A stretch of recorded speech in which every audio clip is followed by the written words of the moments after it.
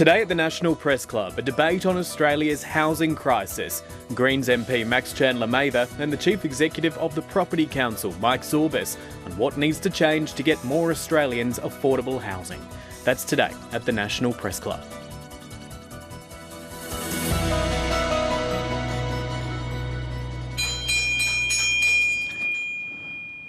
Hello and welcome to the National Press Club of Australia for today's Westpac address.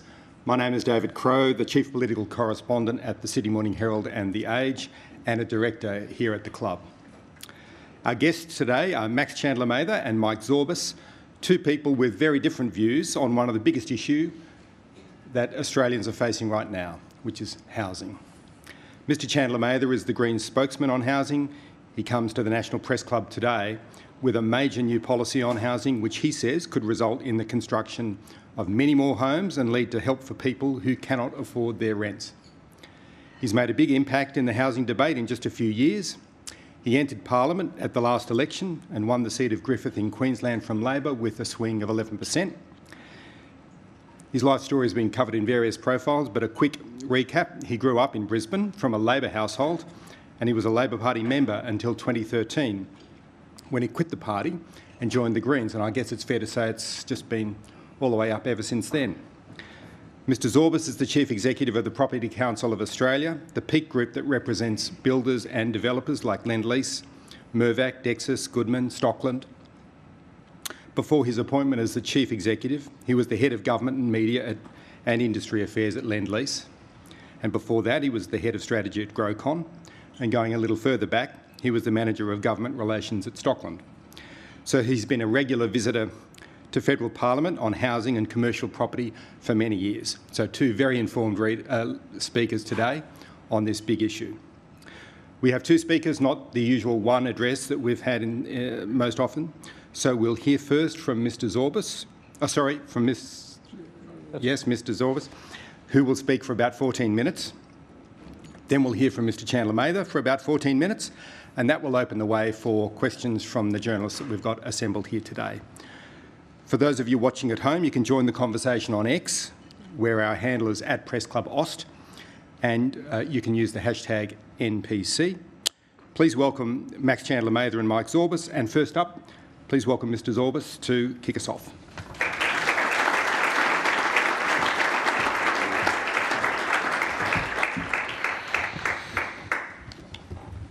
Well, it's a pleasure to be here. I haven't had as busy a morning as Max, but I hope through the course of the next 15 minutes or so to give you a little bit of an insight into what has crossed my mind, not only this year but over many years, about housing. Our national housing aspiration, our task, must be to give as many people access to housing and to the hope of owning a home as possible. However we hope to get there, I hope that we can all agree on that. Why is this important? Because housing sits at the heart of our social contract with each other and is ultimately essential to our long-term social cohesion. My belief is that government-industry partnership focused on supply is the rock, the paper and the scissors of solving the housing crisis. I'll share our 9-point plan for better housing to open, but in speaking today, I first acknowledge the traditional owners and custodians of this beautiful city that I have loved for a lifetime, the Ngunnawal and Ngambirri peoples, and pay my respects to their elders past and present, and other Aboriginal and Torres Strait Islander people watching today. Hat tip also to my friends and mentors in the room. Thank you. This will be a more sober address than you're used to. And also to those charitable housing partners of ours who are watching, including the Property Industry Foundation and Homes for Homes, and not-for-profit allies like the Building 4.0 CRC, CHIA, the Architects, Power Housing Australia, and Housing All Australians. Thank you. If my kids are watching, it's a school day, Mum and Dad don't approve. Given timing things, I won't address in this speech, but they do go to the heart of housing affordability, high cost and hurdles of financing, bad weather impacts, rising material and labour costs, decreasing construction capacity and productivity, unprecedented new household formation since the 2016 census, accelerated by the pandemic, low market capacity, labour market competition from welcome and historically large state and green infrastructure big builds. All of these are factors that combine to add cost to new housing for buyers, renters and people that need social housing. And having laid that out, I now move to a warning. There will be 4 million more people here by 2034. That is 3 Adelaides. And so my warning to every level of government and every parliamentarian is this: grandstanding, gridlock and policy grenades are not going to house anyone. They won't put a roof over anyone's head. And so the Property Council's 9-point sustainable housing plan, clearly overlaying that with the need for increased energy efficiency and planning for a changing climate, is a combination of actions that we have never properly tried as a nation. The plan. 1. When it comes to the 1.2 million new homes national housing target, I must admit I'm quite tired of hearing people decry that. This is the time where we shouldn't be whinging about whether or not we're going to make the target, but we should genuinely partner to have a serious crack at 1.2. We've never done it before as a nation. Now is the time. 2. Improve our broken state planning systems. 3.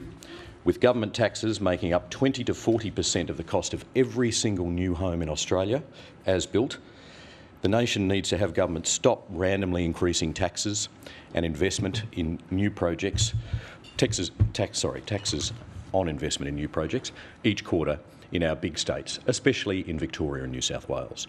4, we need to back in the government's industry training and complement this with additional skilled construction trades from overseas as part of a smaller overall intake. 5, more modular and prefab construction. 6, starting to use the airspace over existing buildings as a first resort for new development, which goes to circular economy considerations. 7, we've got to grow the types of housing choice at different stages of life. Let's fix the investment settings for the best kinds of communities: purpose-built student accommodation, retirement living, and build-to-rent housing. All of these aggregate government services and result in billions of dollars of saving for government into the future. 8, consider the role of regional towns and growth corridors in our planning. And 9, spend more of the monumental property taxes we all pay nationally on social and affordable housing, while supporting the vast bulk of the market that is always going to be customer-led. Now, those 9 points are derived from the collective expertise of 2,500 of the largest and leading organisations that the Property Council represents. While the Property Council has better planning and smarter investment frameworks as our bread and butter, I should note we're also known for shaping sustainability and diversity leadership and outcomes across the industry. The last time that the Property Council got the call up to speak here was 20 years ago under my friend and mentor, Peter Verwer, who I know is watching. These challenges inherent in shaping our cities and communities for the better, the very purpose of the Property Council of Australia over 55 years, have arguably intensified since he spoke here. For my own part, I've been attending the National Press Club since 1998, when at Dad's insistence I started working in a property company for the late, great Jim Service. A self-made property person, it was Jim who taught me that the creation of the built environment requires all the problem-solving skills that we as humans possess, from conception and design, through consultation and placemaking, to construction and operation.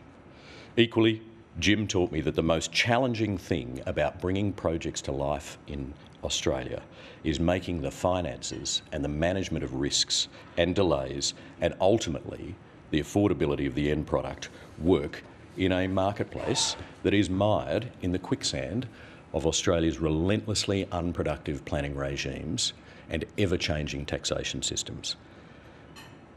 Parenthetically, WA's recent planning reforms will hopefully make that state an exception to this.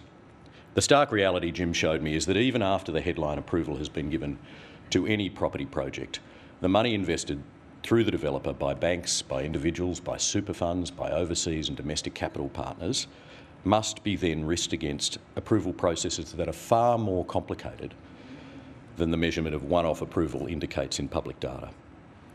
There was a terrific case study of this in the Sydney Morning Herald on the weekend by architect Tone Wheeler near the Prime Minister's own electorate that well describes the inner city planning challenges that will directly add, in that case, $8,000 per dwelling to future renters' bills. We obviously can and must do better. Suffice to say, much of this planning process is necessary. All of this planning process, especially agency and utility overlays and bottlenecks, could be more efficient. And of course, some plain vanilla planning should be deemed to comply more often than not. Then there are investment repelling gimmicks like the ACT's developer licensing regime.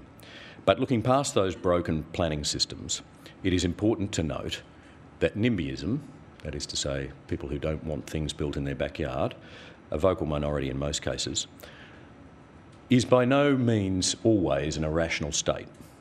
But being inherently a local movement, it often does not, cannot, and will not consider what's in the broader interest, which is exactly the level at which decision-making on housing must occur.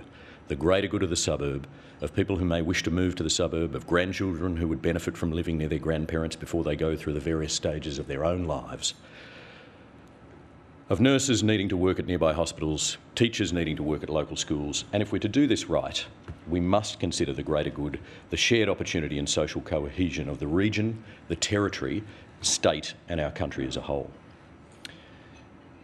Back to Jim. More eloquently than I do now, he helped me understand there are no hospitals, there are no schools, universities, stadia, factories, office towers, shopping centres, data centres. There are no warehouses for storing and moving goods, no retirement living communities, no special purpose-built student accommodation, no social rental or owner-occupier homes. There is none of that without the work of the property industry. In fact, every year the property industry contributes about $130 billion worth of taxes in all levels of government, more than 18% of the country's total tax receipts. The property industry directly supports more than 1.4 million full-time jobs, up to 3 million if you think about indirect support. That's more than the mining, manufacturing and financial services sector combined. Those millions of Australians work in the only development system that is long-term compatible with liberal democracy, a designed and competitive market for the 97% of non-social housing that will always need to provide adequate choices for our many phases of life and differing individual needs. Those 3 million people are the champions of the solution to our housing supply and availability crisis. I'm going to pick this up a little bit here. What then is the challenge ahead of us all?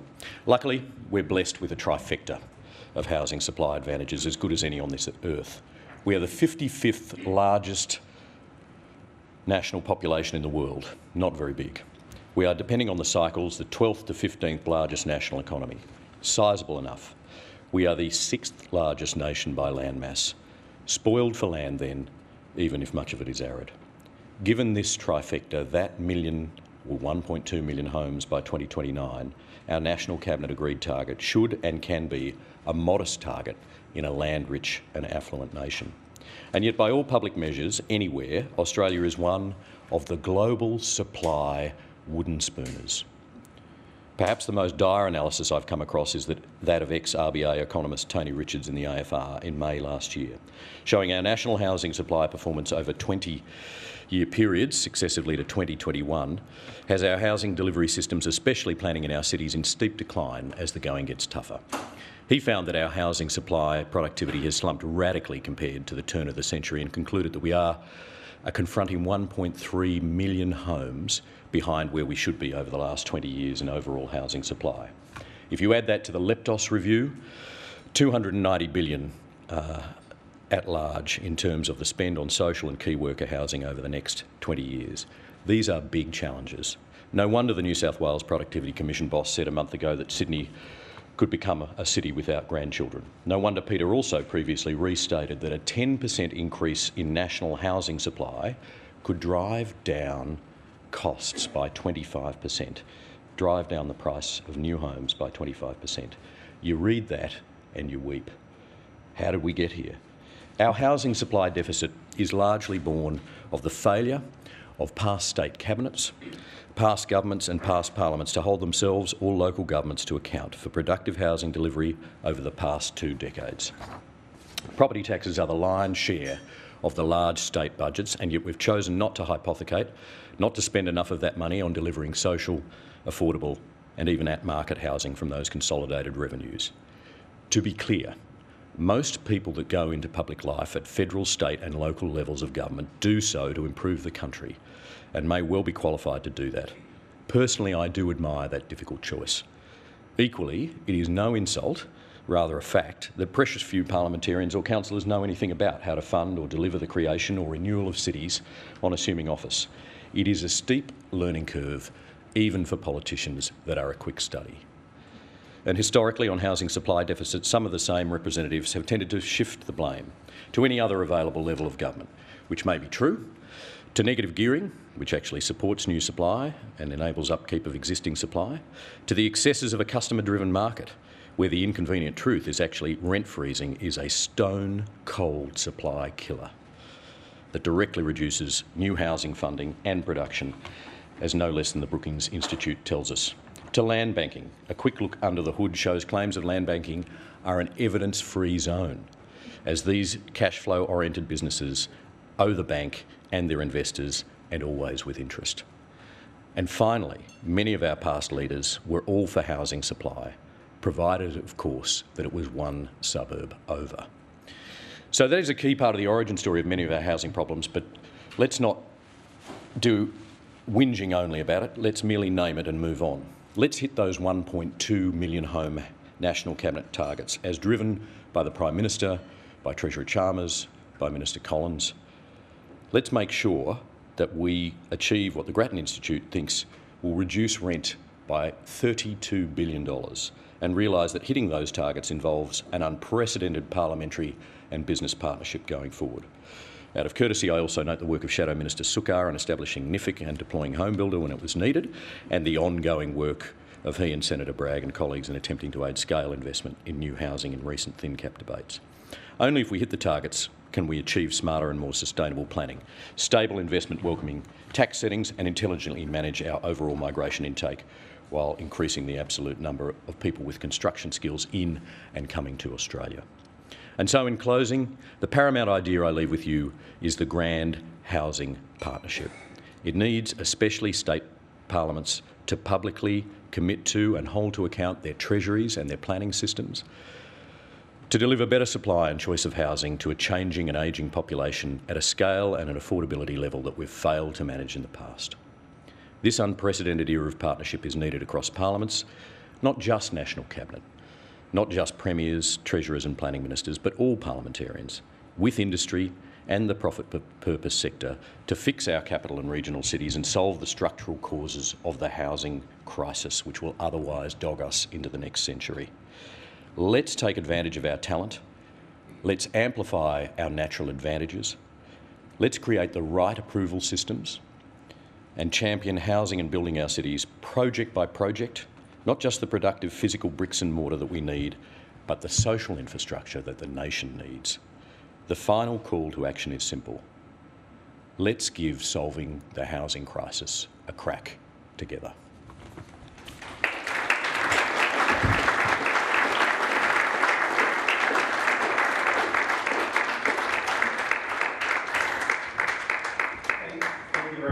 That was 15 minutes and it was like, world's best practice.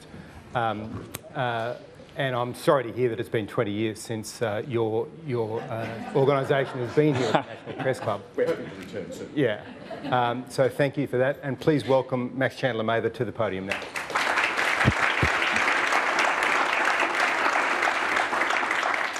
Before I start, I'd like to acknowledge the Ngunnawal and Ngambri people, the traditional owners of the land, and acknowledge that sovereignty was never ceded and that we're meeting on stolen land. Also acknowledge the brilliant leader of the Australian Greens, Adam Band, and other dignitaries here today. Last weekend, I door-knocked a single mum in a private rental in my electorate of Griffith. She had just copped a massive rent increase that left her having to skip meals just so she could afford her baby's nappy rash cream. Just 4 days ago, I spoke to a young couple who are facing eviction after copping a $150 a week rent increase. They couldn't afford that, so the landlord was evicting them. If they don't find a home by March 13th, they'll be homeless. Every Monday night, my office helps run a free dinner for people sleeping rough in West End under Kurilpa Bridge. Like many places across Australia, tent cities have appeared, often under the glaring lights of newly built apartment towers. Serving meals, I've met young men and women who should be looking forward to transitioning to adulthood and looking towards the rest of their lives. Instead, they are beaten down, their horizons restricted to where they'll sleep tonight and where they'll find their next meal. I've spoken to couples in their 30s living with their parents trying to save for a home, only to find house prices have increased so fast that what they thought they had for a deposit and what they needed had actually increased out of reach. I've spoken to parents deeply worried about how their kids will ever be able to find a home or buy a home, anxiously trying to work out how they can scrimp together enough money to help out. These stories are playing out across Australia because the housing system in Australia is broken and it is breaking people. On one end of the spectrum, overwhelmed homelessness services turned away over 57,000 people last year who needed assistance. CoreLogic reports that the median national weekly rent surpassed $600 a week for the first time in Australian history. That means someone earning $104,000 a year would be in rental stress. For first home buyers, the income required to buy an average home in a capital city in Australia is now $187,000. That is more than double the median national salary, more than double a new teacher or nurse's salary. Those who are lucky enough to buy their first home have had to go into so much debt that recent increases to interest rates are pushing far too many to the brink. In the last decade alone, house prices have doubled, while rents are increasing at close to double the rate of wages. Rather than provide affordable housing, the Australian housing system has been designed to drive up the cost of housing, generating enormous wealth for the few and increasing rents, house prices and mortgages for the many. I want to be clear about this. For decades now, federal and state government housing policy has been explicitly geared towards turbocharging house prices and driving up rents and putting billions of dollars in the pockets of property investors, property developers and the banks. Here are just three key design features. One, governments from both Labor and the Liberals for decades now have cut funding for and then chronically underfunded public and community housing. In my electorate, the Queensland Labor government sold off 41 public homes onto the private market in only a few years, and over 1,000 public homes sold off across the state in just a few years. Now there is a shortage of over 750,000 homes, public homes, across the country. This in turn puts more pressure on the private rental market. The Howard government's introduction of the capital gains tax discount combined with negative gearing to turbocharge house prices by putting billions of dollars in government tax handouts in the pockets of property investors who use that money to massively bid up the price of housing. In fact, the biggest line item in the most recent federal Labor budget for housing was not for public housing, not for renters, it was for tax handouts for property investors. All up, Labor will spend $500 billion on property investor tax concessions, tax handouts, over the decade. This has turned housing from a place to build a good life into a lucrative financial asset for property investors. The result, where house prices used to grow on average at about the same rate as wages, since the introduction of the capital gains tax discount, house prices have increased close to 3 times that of wages every year. 3. As a result of Labor and the Liberals' disastrous sell-off and underfunding of public housing, private property developers have a near monopoly control over the supply of housing. This was a deliberate policy choice and it has been disastrous. The property industry has used their dominant position to wield enormous influence over the political system. Indeed, the Labor government is so captured by the property industry that their only new solution to the housing crisis this year is a scheme that will further drive up the price of housing. The government's so-called Help to Buy scheme, which will screw over the 99.8% of renters who don't get access to it every year, will drive up the price of housing. Meanwhile, Labor has appointed the outgoing CEO of one of Australia's largest property developers, Mirvac, as the head of their Supply and Affordability Council. This is the body that's meant to advise the government on housing affordability. So I don't think we should be surprised that Labor's only real solution to the housing crisis, the National Housing Accord, when it boils down, is basically giving more money and power to private property developers. Relying on private property developers to tackle the housing crisis is sort of like relying on Coles and Woolies not to rip us off.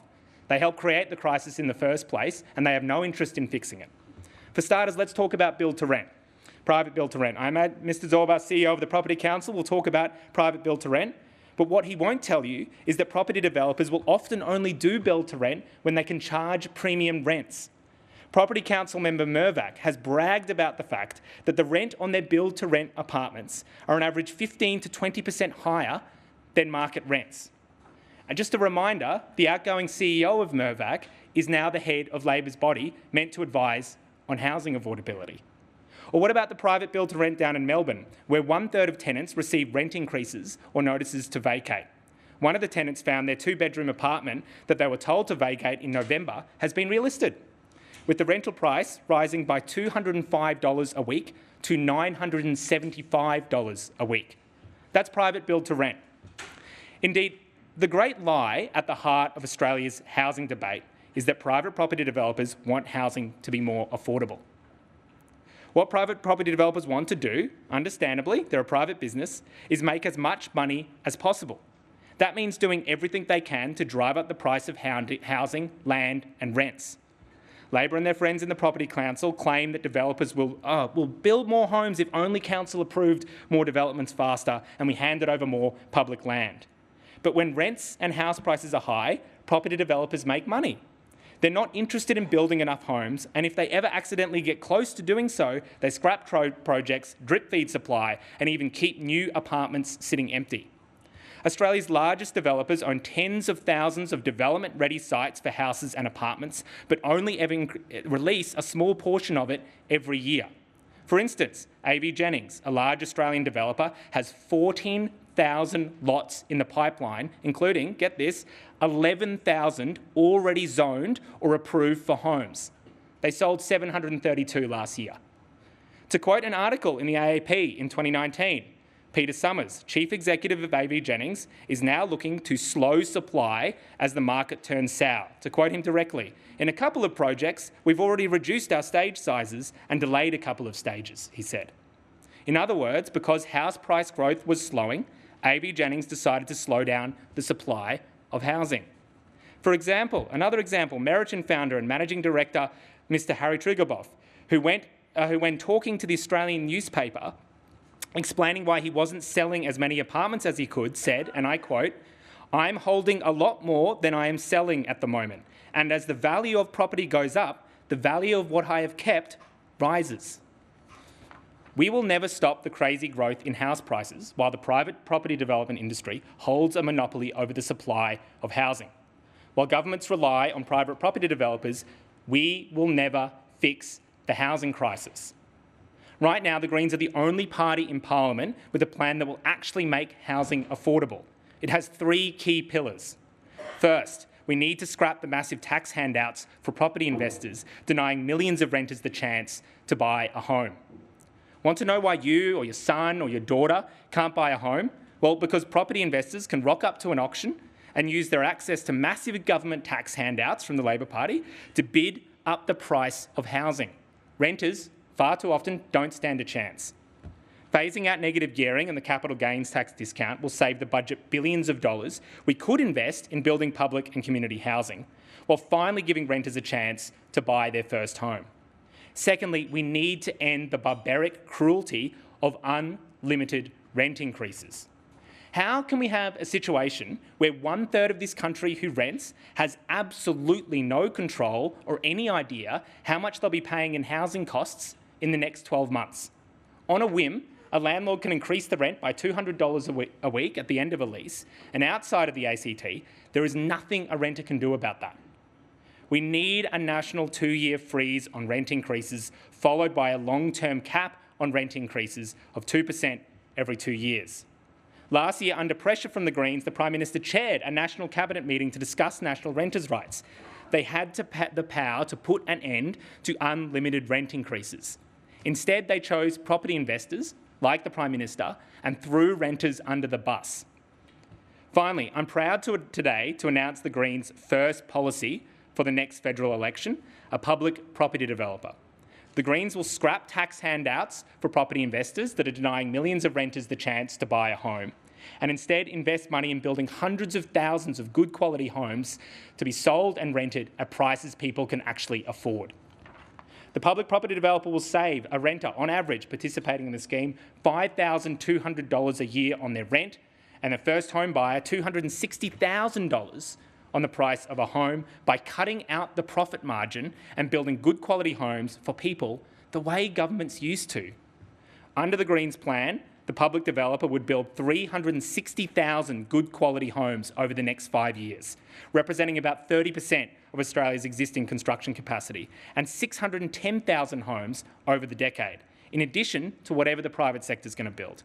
The public developer would employ its own town planners, architects, project managers, and get the government back in the business of building good homes. Homes would be sold at just over the cost of construction, while rents would be capped at 25% of household income.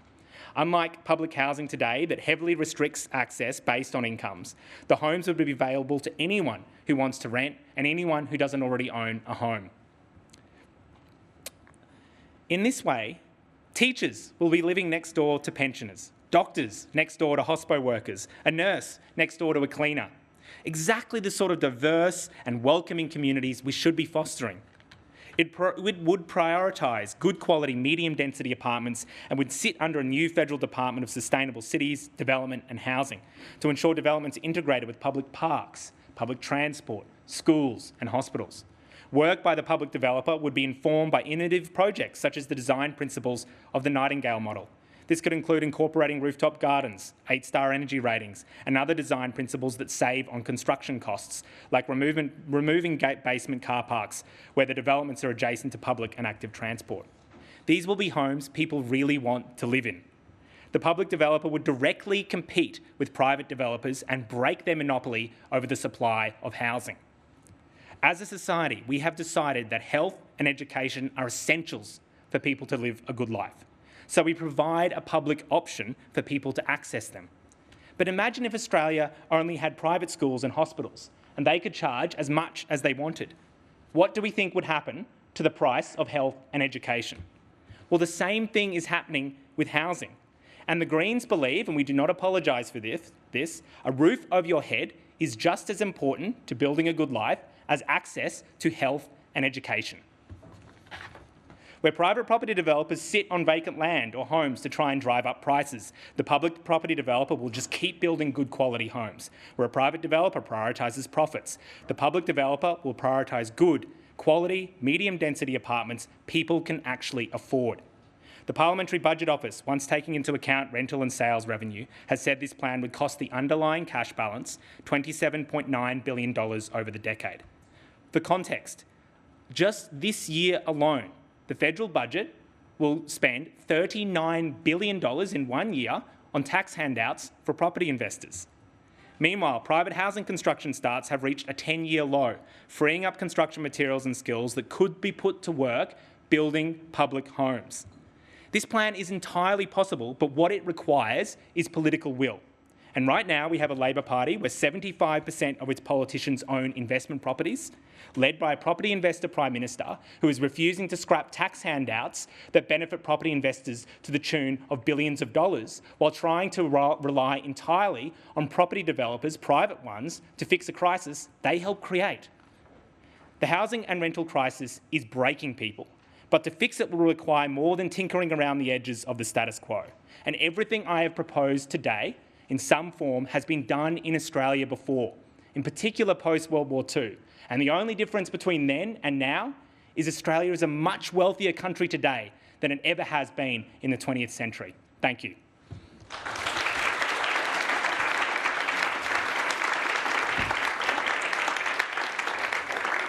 Well, thank you both for your opening remarks. We've got plenty of journalists here to ask questions. I'll kick off. I'm very interested in the Greens' proposal today. I think it shakes up the debate. However, at the moment we've got shortages of labour, we've got high prices for building materials, And a quick check of the costings there suggests you're assuming a relatively low cost to the federal taxpayer per home built. I mean, what work have you done on whether it's even possible to build that number of dwellings in addition to what the private sector is already doing anyway with, I take it, an organisation, the public developer, that would have to be built from scratch? How would that work? And Mike, I'm very interested in your view of whether that Greens proposal can work. Well, look, I wouldn't be surprised if the Property Council was against this, because this is a public developer competing with private developers to help drive down prices. In the same way Coles and Woolies would be against the idea of more competition. To be very clear, what we know is one of the big drawdowns and drags on housing supply right now is the cost of finance. To translate that for people, that's how much profit a developer can make when they take into account the cost of finance. We've just seen today on national accounts a 3.8% decline in residential housing investment in a quarter. Now, what that is doing is freeing up materials and skills that we could put to work building good quality public homes. One of the big problems with our construction industry is that it's a boom and bust cycle.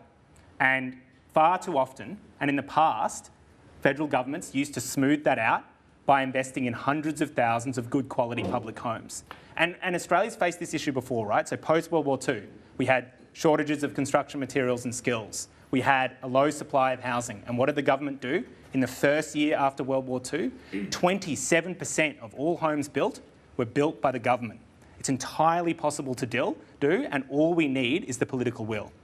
But just to check, you are saying scale up a totally new agency with new staff and so forth, and hiring the builders in order to do that construction. That's right. And this is a housing crisis, David. I mean, we should have ambition. I get the problem. It's just a question of how the solution would work. So, Mike, what's your view? I don't think anyone has ever solved a housing crisis by adding another government agency on top of existing government agencies. Housing Australia is a perfectly serviceable vehicle for any parliamentary endeavour. There's the National Housing Supply Council, and Sue Lloyd-Hurwitz, who runs that, is actually incredibly good at, not only insight into, the housing market, but also looking at innovative solutions. So I think those things are already set up. The other thing I would say is this: if you're going to nationalise housing, and I know that Max has brought his own model, you want a better outcome from the Public Budget Office than, essentially a grade of uncertain implementation.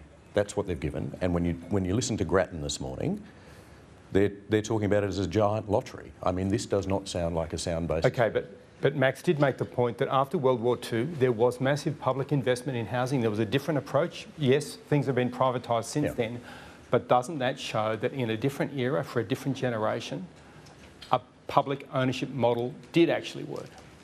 What that shows is that the state governments who would otherwise have been doing that over the last 50 or 60 years haven't been investing in housing. Now, they're getting these enormous cash inflows, these enormous taxes coming from the property and development sector, and they're not hypothecating those to social housing. So I can't see the dystopia that Max is putting here in relation to those state governments. What I can see is incompetence over time. Sure. I visited one of those dystopias, by the way, Mike. It was terrible, right? It was Vienna. It's an awful place. No one wants to go there. 60% of that city is some form of social housing.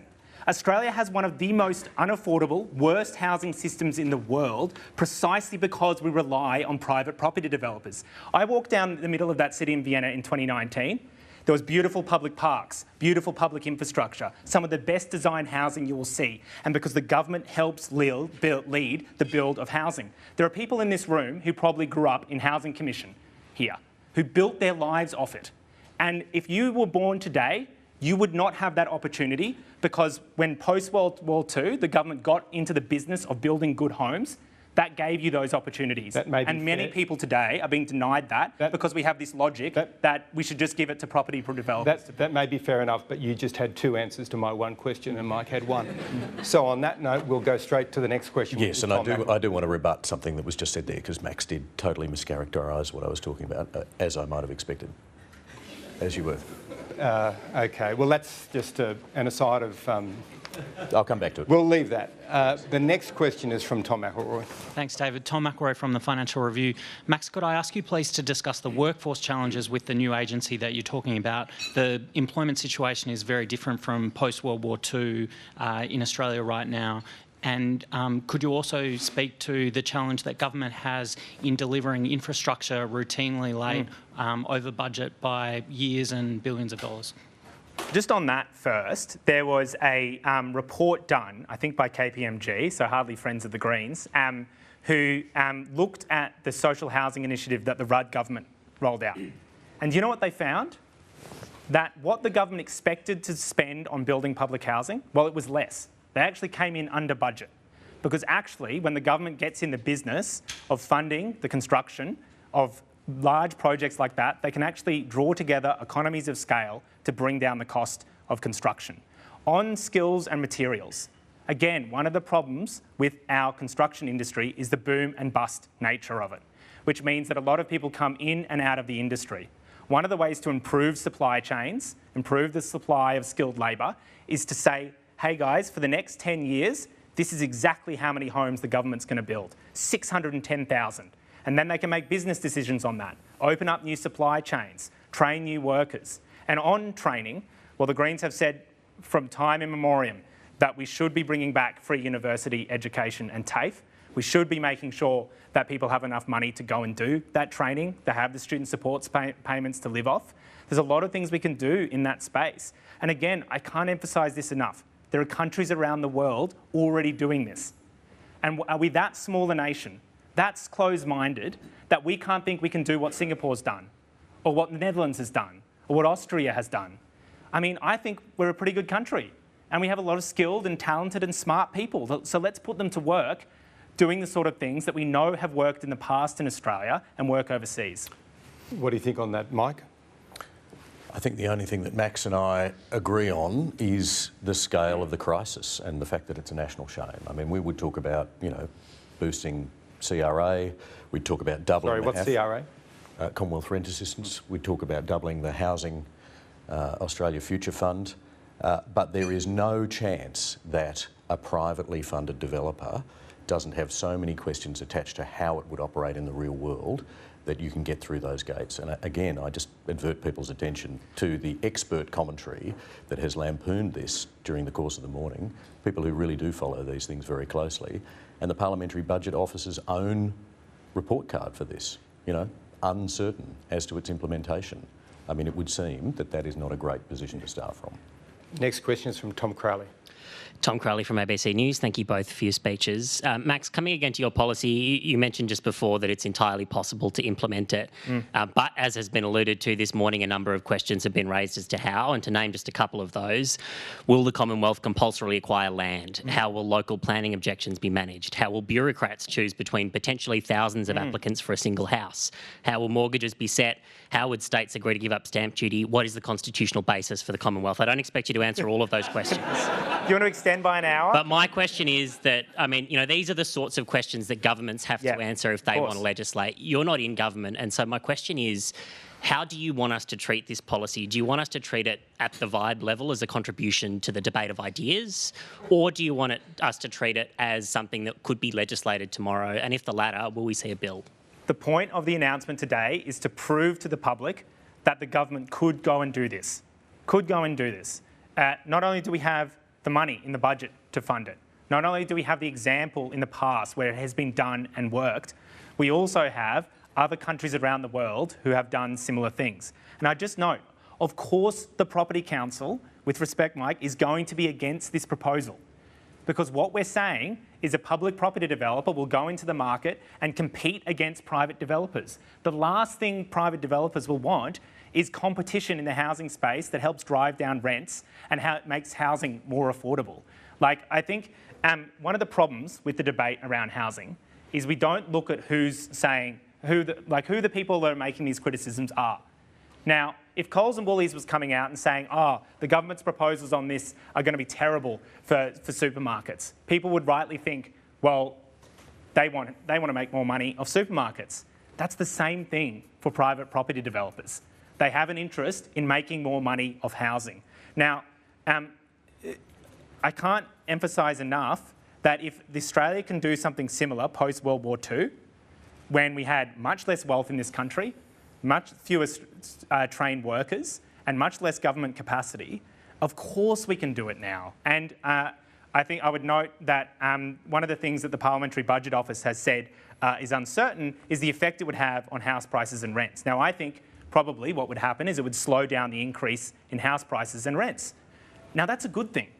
Of course, the Property Council would be opposed to that because that means smaller profit margins for the Property Council. Okay, and let's go to Mike and let's encourage quick answers because then there are about 5 other journalists we want to hear. Totally. So I'm very interested in the magic pudding economics that Max is bringing out at this point. I mean, the property and construction sector is nothing like our relatively concentrated retail market. It is a highly fragmented industry. There are tens and thousands upon tens of thousands of separate businesses in that market.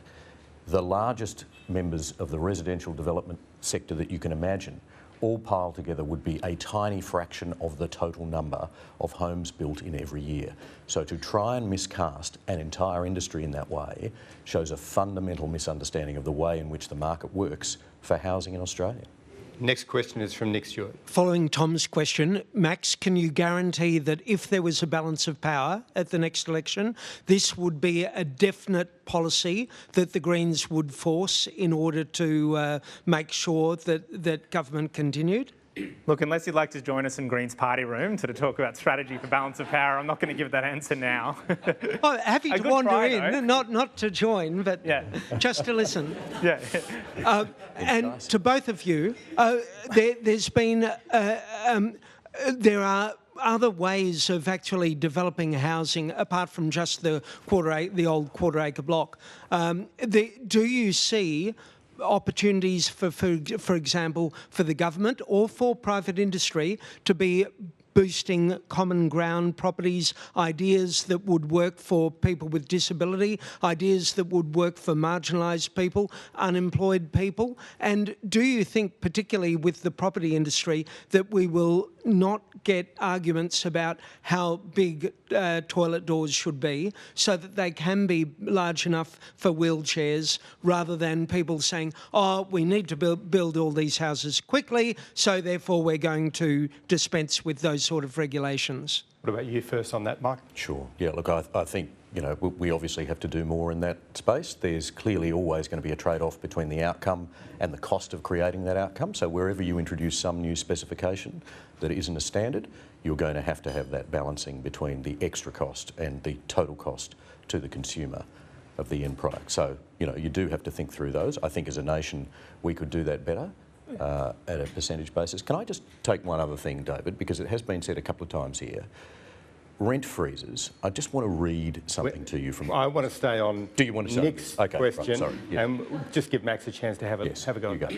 Absolutely. I mean, one thing I'd say about apartment and build quality is we have seen big problems with the quality of private construction and private property development. You only have to look at some of the stuff that's happened in Sydney. And I think one of the things, when you say look at the Nightingale model, that is a non-for-profit developer, or our proposal today, is you could go and do those innovative designs, you could go and do those things that improve apartment quality and might even save on construction costs, but you can do it much easier when your key motivator isn't making a massive profit. And in the same way that we can get really good public schools and really good public hospitals, although they do definitely need more funding at the moment, because their primary task is providing a quality education and quality healthcare. All we're saying is the same thing should be happening with housing as well. Okay, now we'll go to the next question, and you were going to say something about rent freezes, but you did say in your opening remarks that they're a stone cold killer of investment in housing. No, I want to read to you from global experts in urbanisation to tell you more about that. Can we go to Kat Wong first for her next question? Thanks, Kat. Thanks you two for your addresses. I'm Kat Wong from AAP. So there's been a lot of talk about making housing more affordable, but generally we talk about it in pretty nebulous terms. So I kind of want to nail that down. In the 1980s, the cost of a house was about 4 times an average salary. Now it's about 8 times an average salary. So what do you think the cost of a house should be in terms of multiples of income? Mike? I can answer that, but I'm Go on, interested. please. I'm curious. We know that you're right. In the 1980s, it was about 3 to 4 times the price of a home. I think taken as a whole, the Greens policy, so phasing out tax handouts for property investors and a mass build of government homes, would at the very least stop the increases in house prices. Now, I know that Alan Kohler looked at this and said if you just slowed down and stopped the increases in house prices, maybe it would take a few decades, but you could get back to that in a sustainable way without crashing the housing market. And I think that's a desirable outcome. But that's long term, over 10 to 20 years, done in a way that doesn't hurt mortgage holders and makes sure that we get to a stage of housing affordability that brings everyone along with us. And I would be interested to know, Mike, do you think next year house prices should increase at all? But yeah, Kat's got the question here, but feel free, Mike. But I do thank Max for the question, and I might come back to it. But in answer to your question, as I said during my speech, if the New South Wales Productivity Commission boss, who Max is fond of quoting, is saying that a 10% increase in the supply around the country is going to drive down house prices by 25%, that first, second and third is where the leverage is. That's what we need to do. We actually have a massive housing task ahead of us. And if I describe to you in any detail how difficult it is to build on the urban fringe, you would understand why, in addition to the $2 or $3 that every government takes out of your pocket when you buy, for every $10 that you spend a new house, if you add that to the fact that there are 16 gateways on a peri-urban master plan development, which are massively overlaid and complicated and take between 5 and 10 years to resolve, you wonder where the cost base for a new house comes from. It's those two things in the main. It's government taxes and charges and hideously inefficient planning systems. Not that are not required, but are inefficient, often counteract each other, interrupt the different gateways, and frankly are just too slow. And I can tell you that there are housing ministers, planning ministers around this country who are sitting on development approvals right now that they could release very, very easily and make a really material difference to supply. But it's a very difficult and slow process. So I want to say that. What was your question? Do you think house prices should go up next year? Well, I don't think they will if we do the things that I pointed out in my 9-point plan. So your 9-point plan, you're comfortable with house prices not going up as much if there was actually more action by state governments, or not going up at all? The desirable outcome is a highly competitive market, which in terms of supply we do have. Like, there's a lot of providers. The UK has just done a similar study to the one that we could easily do here and find the same answer, which is there is nothing whatsoever to the idea that developers land bank. It is absolute rubbish. They produced this is the CMA in February. They absolutely pilloried the idea that there was. It's just not a thing. And then if you go ahead and you do all the other stuff, you're going to bring down those prices. Next question is from Paul Karp. Thanks very much. Tom had a long list of practical objections to this, and you gave a very general answer, Max. So I want to take you to 2 of them specifically, please.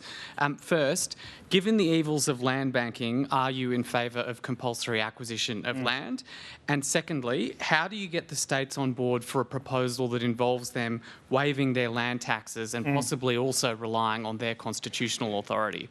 Well, firstly, the PBO costing includes a commercial cost of land and housing construction. So under that costing, the government could just go out and buy commercial land at a commercial price. I would note, though, there's a lot of public land in inner cities that keeps being sold off and given to private property developers. There's a massive hectare sites in my electorate that's happened. We know the Victorian government is giving up a lot of public land right now over to developers.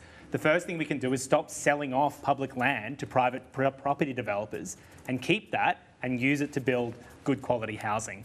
And your second question? How are you going to get the states on board? Yeah, so this would be the federal government going to the states and saying, we want to invest tens of billions of dollars building good quality homes, reducing your public housing wait lists, reducing expenditure on healthcare and education problems that come with housing stress.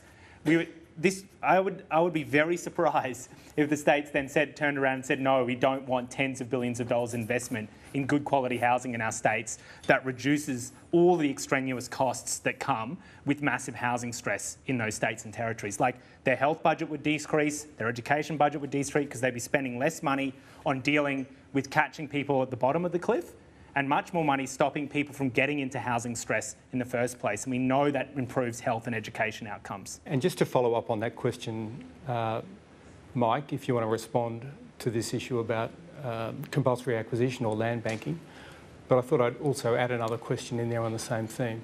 In the resources sector, governments have sometimes said to big companies that have leases over projects that they don't develop, you've got to use it or lose it. You know, if you don't develop it within a certain period of time, you just can't have that.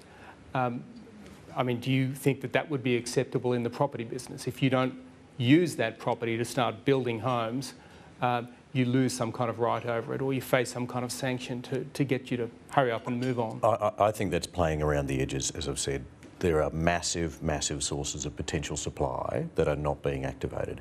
If you look at the supply of apartments, for example, there are only half as many apartments likely to be built in the next 12 months as were being built back in 2018. There's a combination of factors involved in that. High cost of capital is one of them, but there are many others. Those things take 5 to 7 years to get out of the ground in the best possible circumstances.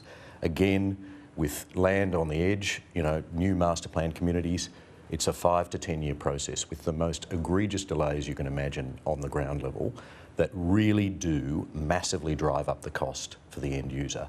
That is the only place that you are going to make a material difference to this.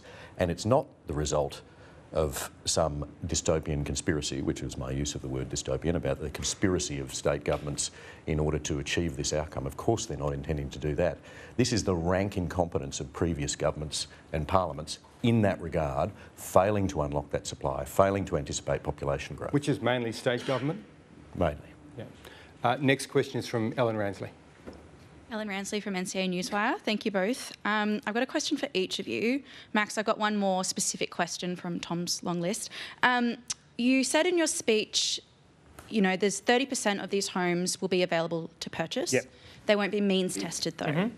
How is it fair that a couple earning $250,000 a year trying to get into the property market can buy one of these homes on the same footing that somebody earning $70,000 a year might be? And Mr. Zorbas, just to you, Max implied that property developers were drip feeding, slowly drip feeding. Is there more that property developers should be doing to open more of those lots up now?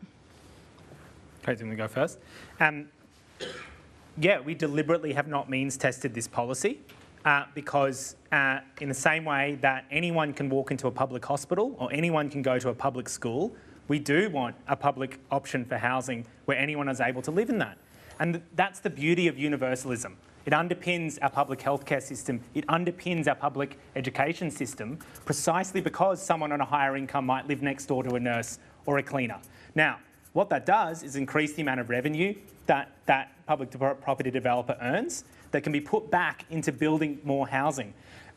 In a lot of European countries, there are almost no income thresholds to access that housing. And what it means is they generate way more in rental income, even if it is capped.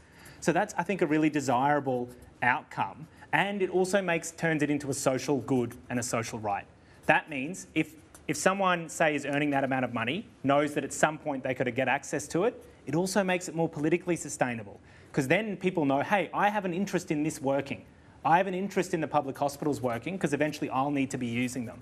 But what's happened to public housing is the first thing governments did to justify cutting it was restrict who got to access it. That's exactly how governments degrade public services. Because first they'd restrict who accesses it. Then they say, well, less people are using it now and less people are lining up for it. And, you know, you don't really want to use it. And, it's concentrated in disadvantage, so we'll cut funding for it.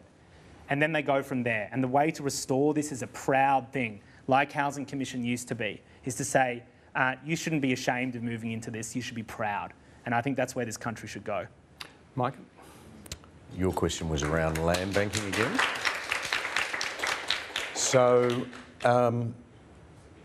in reality, land banking is not a thing. These are highly capital-intensive processes. They're often delayed by a whole range of things, some of them legitimate, as I've said, some of them just down to rank inefficiency that needs to be radically overhauled in order to increase supply and drive down the cost of housing and the cost of renting and the cost of everything else in the housing supply market. So when you look at where this has been studied, and I must say, Max, you have been remarkably evidence-free on your land banking spiels to date, so I'm really hoping there'll be some more questions about where are you getting this evidence from, because there isn't any in Australia. But when they look at this in the UK, what they recently find, looking at very similar greenfields markets to our own, is that there is no land banking. These are highly competitive, often fragmented growth corridors. They're often competing organisations there, and they have to pay back investors. They have to pay back with interest.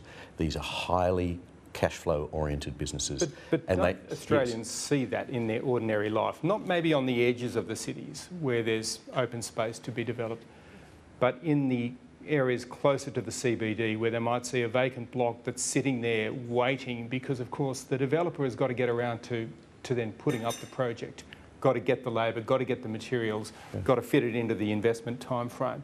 I mean, some people might call that land banking. Isn't it just waiting to maximise the profit? Look, I think in a lot of, but in a lot of those circumstances, you are looking at a situation where it's an individual. So they've got a block, and they've got to save in order to be able to capitalise on that block, in order to be able to build something there, which presumably they would then rent out as an investment property. Now, that is a very aspirational thing to do and incredibly common. I see it around me in Melbourne on a regular basis. But that is a process of saving, not unlike having superannuation. But that's just don't. We do have to move on. Precisely the problem, though, Mike. That's when a developer saves and holds on to all of that land, like AV Jennings, with 11,000 lots of land that have planning approval to build homes, and then only sell 723 every year. Well, if they can't build on the other 11,000, they should give them up to people who can. And so that's precise. Yeah, that's what is driving. Mike's reply? What's your reply to that? Is AV Jennings land banking in that? No, they're not. No, there are 16 gateways, at least, in any kind of master plan community like this. So there's 8 before you get to what you would describe as an approval, and then there's 8 after. There's engineering works, there's agency concurrences, there's electrical, there's power, there's sewerage, there's water.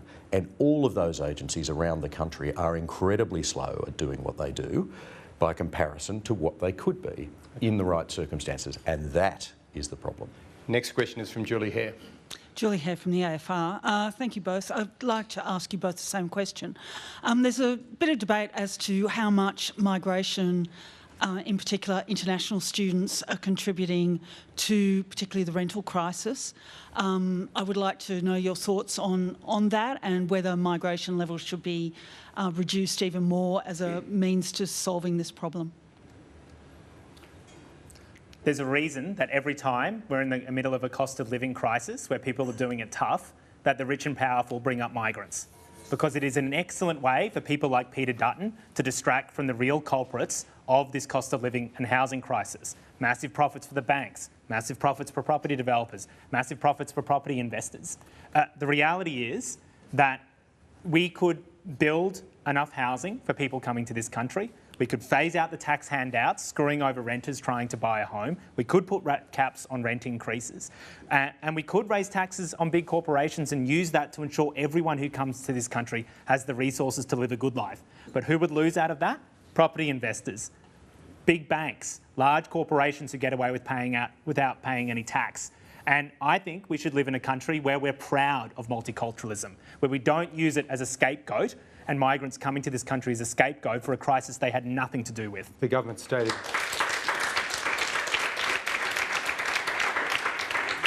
The government stated policy is to bring net overseas migration down from around 518,000 down to below 300,000. Are you okay with that, just on the overall goal?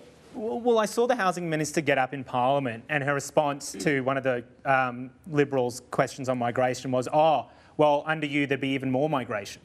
And now we're seeing this race to the bottom from the major parties around migration, precisely because it's a useful distraction from the real cause of the cost of living and housing crisis.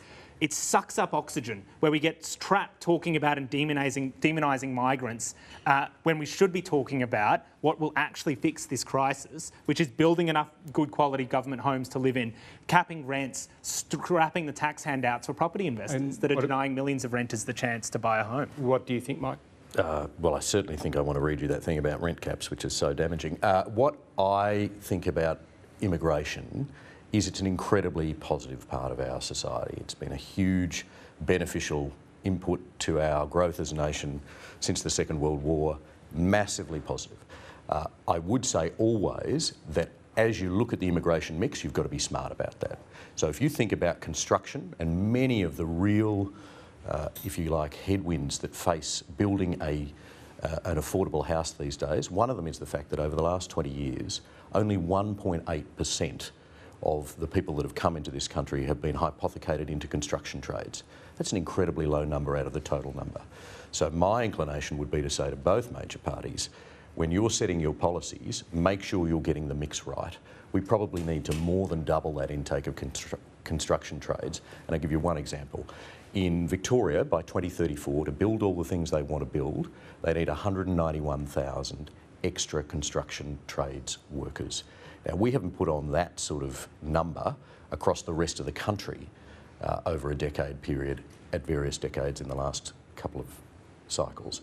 So we are going to need to do something quite extraordinary in addition to all the laudable TAFE and other education and training that's going on to boost the number of people doing that, as part probably of intelligently managing down the overall envelope, which seems to be on track. Thank you. And our last question is from David Denham, which will give you both a chance to sum up, but unfortunately we've run out of time. So David, Denham last from question. Preview Magazine. Thank you for your presentations today. I've got a question for each of you. First of all, to the Greens, we cannot keep our population forever rising because if we're going to be sustainable with a land of the driest continent with people living in. So what is the policy of the Greens? Because this is, the number of people migrating into the country does affect the housing crisis. And the second, and the question there to the other speaker, surely negative gearing, it's rather like Matthew chapter whatever it is, to those that have shall be given, and those that have nothing shall be taken away. So it's favouring the wealthy. And the only reason it's there, surely, is to stop the price of property going up. You go first, mate? Yeah, why not? So thank you for your question, as the other speaker. I genuinely disagree with you on negative gearing. There's no question that if you remove it, and we did the modelling with Deloitte in changes that were proposed at the 2019 election, you knock 4% off the supply of new housing straight away. No ifs, no buts. That is a busted flush as far as policy goes. Now, I notice that's not the policy of either the Labor Party or the Libs at the national level. I think it's very important that we keep that in mind. It's a lot of construction jobs. It's about 8,000 construction jobs you lose. You lose about 1.5 billion off GDP. And when you think about what's to gain there, there's not actually a lot to gain there. Around about 79% of people who are negatively geared only own one home. So this is often, again, a retirement strategy for people in lieu of super. Often it involves their super. You know, this is not some complicated, vast, problematic area.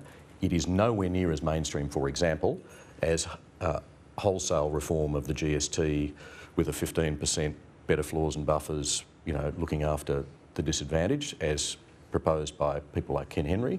It's, definitely a third order issue as far as supply goes. That is the thing that will drive down house prices in this country. Supply, supply, supply.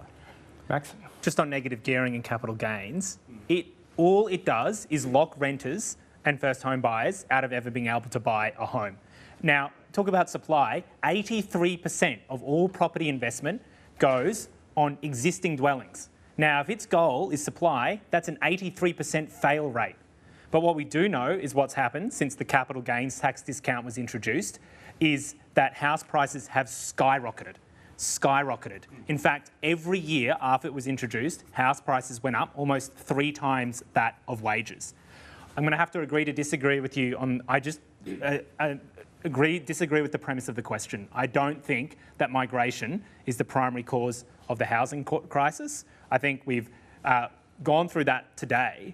But look, in broad terms, I sit here as one of the only renters in Parliament. And we heard today previously that, there's a lot of politicians here who don't come from these housing construction or developer experiences. Well, 30% of this country rents. And I'm one of the only ones in Parliament who rents. And every day I come into Parliament and I argue for things like stopping single mums from being evicted because they can't afford the rent by just putting a cap on rent increases, which has worked in Australia before and around the world. It works for renters, it doesn't work for property investors. I talk about building enough public housing so someone who has been waiting for 10 years, sometimes living out of their cars with a family, can move into a home. Talk about the fact that for my entire generation, we have been told that we are just going to get thrown to the wolves, that neither government is going to tax handouts for property investors. That even though I know that the Prime Minister was able to buy a home in Marrickville for $146,000, about 5 times the average wage, now if I was to go and try and buy a house in Marrickville, it'd be $2 million, 20 times the average wage. This is such a serious crisis, and all we're doing is tinkering around the edges. What? More power for property developers. Keep the tax handouts. Don't cap rents. Don't build any more public housing, or certainly not as much as the Greens are proposing. Well, I'll tell you where that leads. More of the same. And more of the same is me speaking to more single mums like I did over the weekend, who, with tears in her eyes,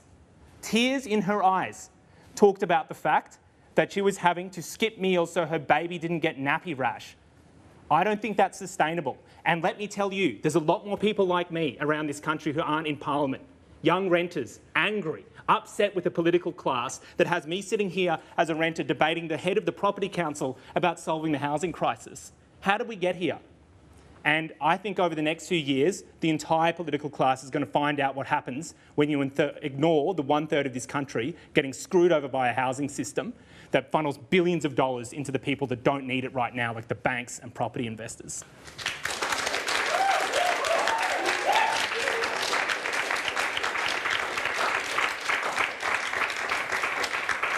Well, as I said at the start, it's one of the biggest issues in Australia, housing. We certainly heard a lot of passion today. Thank you both for your remarks today and for taking the questions. I think it was a very well-mannered discussion. So maybe you should shake hands, and you may disagree, but we had a great discussion, and I want to thank you both for that. Please join me in thanking both of our speakers today.